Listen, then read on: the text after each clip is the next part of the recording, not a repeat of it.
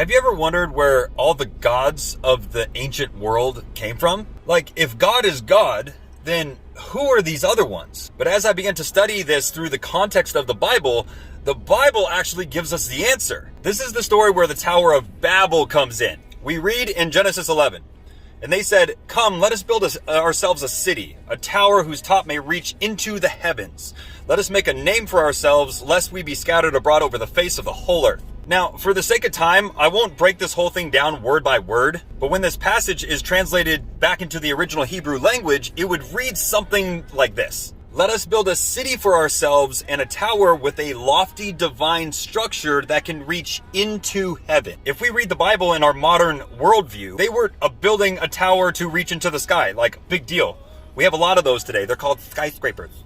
But there was something else going on here. Why were they doing this? If you look at all of this in context, especially with the first group of rebellious angels that came and mated with humans before the flood, you can look at it like the first time spiritual beings initiated contact with humans. And now this time, humans are trying to initiate contact with the spiritual realm. But it gets better. Let's continue reading.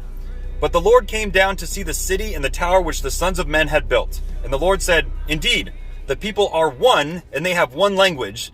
And this is what they begin to do.'" Remember that phrase. That phrase "begin to do," when translated back into the original language, means to defile or pollute. It came with a negative context. We can see that God didn't like this idea very much because these people were trying to reach into heaven and pry open a hole in the spiritual realm. Remember, God already saved his people from evil and corruption from before the flood. These people wanted to gain access to spiritual knowledge again, and God was like, "Nah, bruh, like, not gonna happen." He didn't want his human family to be defiled again by evil and wickedness. So let's add some context to this.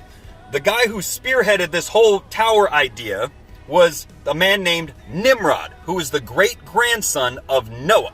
He most likely grew up hearing all the stories about everything that had happened before the flood. He never knew that life. He heard about the power and the technology and the things that were around back then. Things that the 200 Watchers brought intellectually to the earth. Do you remember in my last video how I told you about my theory on how the Nephilim survived after the flood? And it came about not because of intercourse, but because of scientific manipulation? That theory is backed up by ancient commentaries from the books of Enoch, Jasher, and Jubilees, which I mentioned before. We'll continue on with this subject about the gods of this world in my next video. You're not going to want to miss what happens next. And a lot of this stuff will start to make sense, and you'll begin to read the Bible in a way that you never saw before.